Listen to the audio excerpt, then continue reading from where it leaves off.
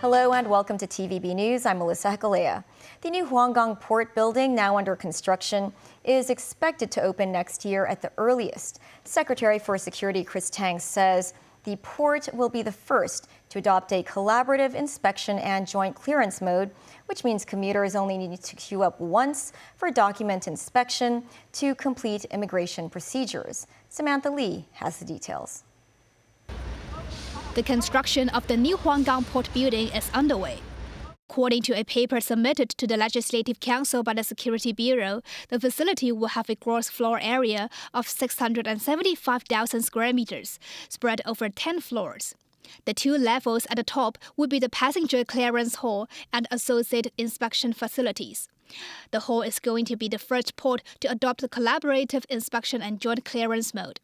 Hong Kong and Shenzhen will set up their automated channels side by side.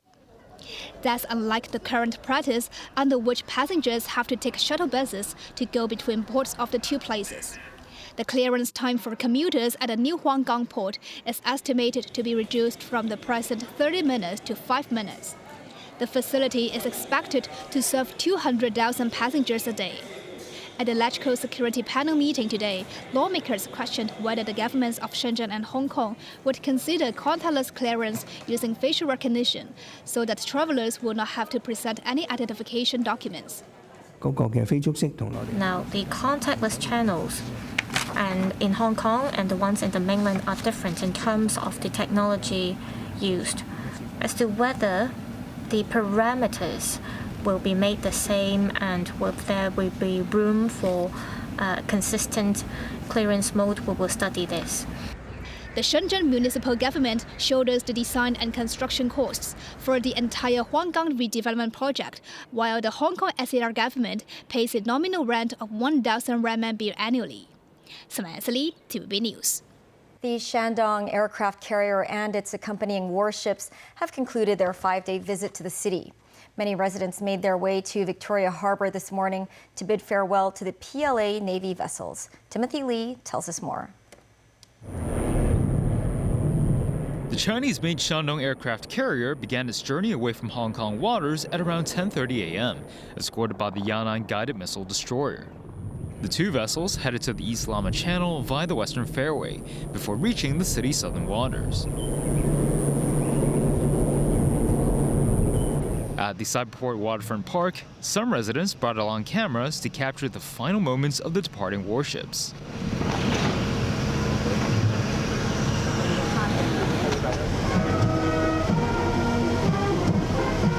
At the Longshan Naval Base, the SAR government held a farewell ceremony for the visiting vessels. Speaking about the last few days, Rear Admiral Wang Zixun noted how the military realized the power of unity and Hong Kong's prosperity and stability.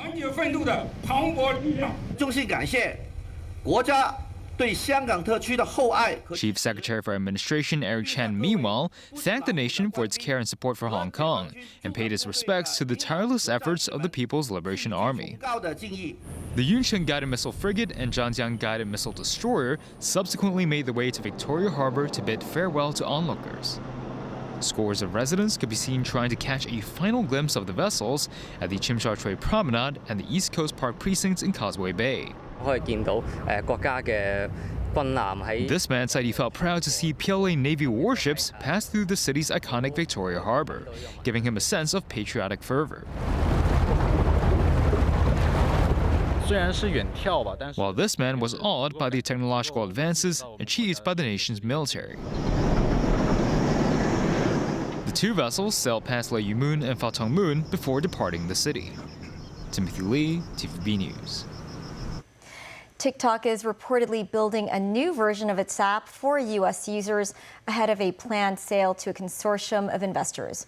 This comes as U.S. President Donald Trump said he will start talking to China on Monday or Tuesday about a possible deal. Tech news publication The Information reported that the new app is set to be launched on September 5th. Users will have to download it to be able to continue using the service. The existing version will work until March 2026, although the timeline could change.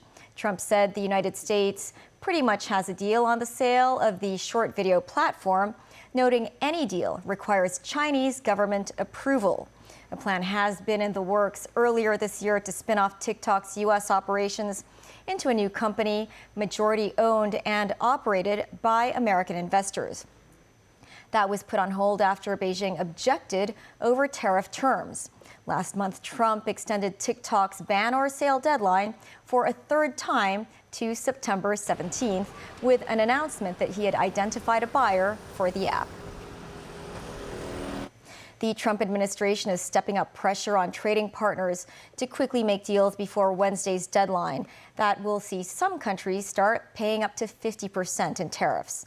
The July 9th deadline was set by U.S. President Donald Trump in April, when he unveiled a base tariff rate of 10% on most countries and additional duties ranging up to 50% for others. Washington will start sending letters today warning countries that higher tariffs could kick in on August 1st. Tracy Furness has more. Uncertainty surrounds businesses, consumers, and America's trading partners as questions remain about which countries will be notified about the tariffs and whether anything will be changed in the days ahead, and if President Donald Trump will once more push off imposing the rate. Sending letters out on Monday having to do with the trade deals. It could be 12, maybe 15. You know, Secretary of Commerce right here.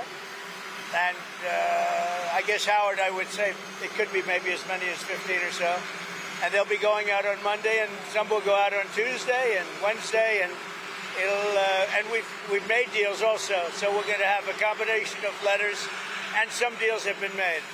In a post on Truth Social, Trump called for countries aligning themselves with anti-American policies of the BRICS developing nations to be charged an extra 10% tariff with no exceptions to be granted. Trump has close ties with leaders of some of the BRICS countries, such as Saudi Arabia and the UAE, and has been touting the prospect of a trade deal with India for weeks.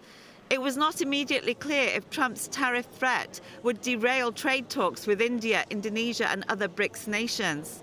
U.S. Treasury Secretary Scott Bessent told CNN Sunday the Trump administration was focused on 18 important trading partners that account for 98% of the U.S. trade deficit.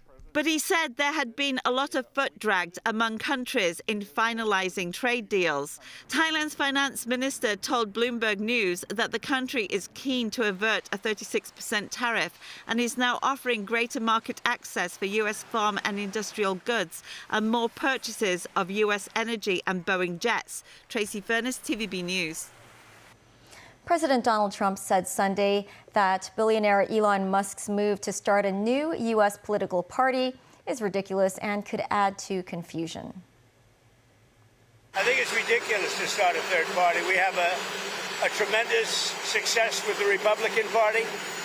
The Democrats have lost their way, but it's always been a two-party system. And I think starting a third party just adds to confusion. It really seems to have been developed for two parties. Third parties have never worked. So he can have fun with it, but I think it's ridiculous. Elon Musk announced the New America Party in response to the president's sweeping tax cuts law. The once ally to Trump, as he headed up the Department of Government Efficiency, broke with the Republican president over his signature legislation, which was signed into law last Friday. The death toll from the flash floods in Texas has risen to 81, with the bodies of more children recovered. At least 27 girls were killed at a Riverside summer camp. David Garrett with more. It is still a rescue operation, say Texas authorities. It is, though, more than 3 days since a tsunami-like wave from the Guadalupe River crashed through Camp Mystic. A comforting embrace. 750 girls were here for the 4th of July holiday. Dozens are dead, and hope for others is fading. There are 10 Camp Mystic campers unaccounted for and 1 counselor. We continue to offer our condolences to those affected, and we will work tirelessly till we reunite them with their families. Around the camp, the debris of trees sent tumbling through walls, boats taken by the torrent and placed in the backyard, dead bodies found 8 miles downstream. Canoe that is wrapped around a tree like a pretzel, and that just shows you the sheer power of the water. Families of the girls, some who've lost their child, came to survey a desperate scene. Most of the girls were under 12 years old. Volunteers wading through swamp-like conditions, trying to lift upended trees. I had the opportunity yesterday to visit Camp Mystic and get to see firsthand what happened there, as well as all the way downstream after that. And it was nothing short of horrific to see what those young children went through. And we will remain 100% dedicated, searching for every single one of the children. Water levels receding and the current has slowed. Some areas are accessible by kayak. Search teams found cars submerged, or others were taken miles downstream. 59 died in Kerr County, including those at Camp Mystic. 10 killed in central Texas. Dozens are still missing across the state. Authorities again pressed on the lack of warning, with one official asked whether there was an emergency alert of any kind. We don't want to speculate, at this time. We know there's a lot of speculation and question around it. Again, there's going to be a full review, of this, so we can make sure that we focus on future preparedness. We want to continue to focus on the families at this time, and so we're getting through that. This front room now resembles a riverbed, but the owners were lucky. They escaped in time. The Browns in their 80s saw the water rising about an hour before it reached over 8 metres and swept through nearby Camp Mystic. The couple were able to take shelter in their tool shed on higher ground. On the way, they managed to get a 92-year-old neighbour to safety. More rain is forecast across Texas as water levels rise in some areas. The governor telling folks to be extraordinarily cautious, saying if you see water on the road, turn around and don't drown. David Garrett, TVB News.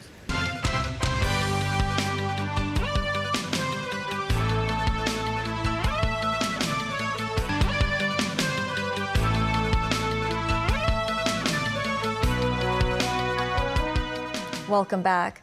Chinese Premier Li Qiang has called on BRICS members to take the lead in reforms of global governance, upholding independence and acting collectively amid looming tariff threats by U.S. President Donald Trump. Danny Zhou takes a closer look.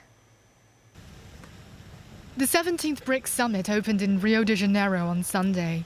The bloc of developing nations passed a declaration to condemn mounting tariffs and attacks on Iran, but avoided direct mention of the U.S.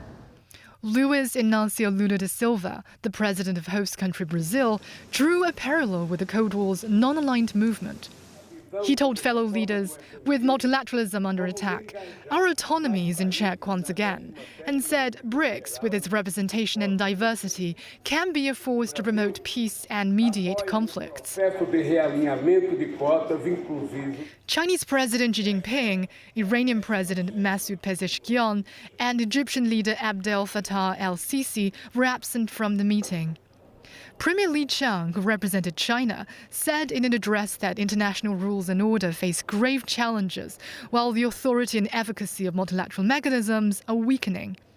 Li said BRICS countries should uphold independence, act responsibly, and take bigger steps to build consensus and pool strength in advancing global governance reform. He added member states should actively spearhead development cooperation and tap into the growth potential of emerging sectors, and that China is ready to work with developing nations to promote an orderly multipolar world. Russian President Vladimir Putin attended online due to an arrest warrant from the International Criminal Court related to the war in Ukraine. Noting the model of liberal globalization is obsolete, Putin underlined the importance of stepping up cooperation in spheres including technology, natural resources, and finance. He continued to champion the expansion of de-dollarization as he stated the use of national currencies in trade between BRICS members is accelerating. Danny Zhou, TVB News. With de-dollarization among the key topics during April's BRICS Leaders Summit in Brazil, some Chinese merchants there told TVB News about their hope for further internationalization of the Chinese yuan. They say bypassing U.S. dollar settlements could allow businesses to lower operating costs. Jackie Lin has more. Electronics merchant Yuan has worked in Rio de Janeiro for over 20 years. Every month, she procures goods worth around 5 million yuan from Chinese wholesalers. Since the U.S. slapped reciprocal tariffs on global trade partners, global financial markets have been volatile with sharp fluctuations in the greenback. And that has given Huang lots of jitters as her goods have always been settled in U.S. dollars. Since 2022, Brazil allows large firms to price and settle in renminbi and convert yuan directly to Brazilian real. Huang hopes small and medium-sized enterprises like hers can soon use renminbi settlement for stabler exchange rates and lower transaction fees. Huang says for roughly every 100,000 US dollars, they save 1,000 Brazilian real. And direct Brazilian yuan exchange gives them a major edge in foreign trade. After Donald Trump's return to the White House, U.S. stocks, U.S. dollar, and bonds face multiple shockwaves. Tariff wars have cast doubt on the stability and credibility of U.S.-denominated assets. Terence Chong, Executive Director of the Lau Chor Tech Institute of Global Economics and Finance at the Chinese University of Hong Kong, says Hong Kong's fully open financial market allows free capital and people flow, offering an ideal platform for BRICS. He says Hong Kong could become a forex trading hub for BRICS countries and help issue bonds in their local currencies. He argues as the hegemony of the U.S. dollar is facing unprecedented challenges, BRICS nations like Brazil may accelerate de-dollarization in trade, promoting the internationalization of the yuan and thereby creating opportunities for Hong Kong. Jackie Lin, TVB News.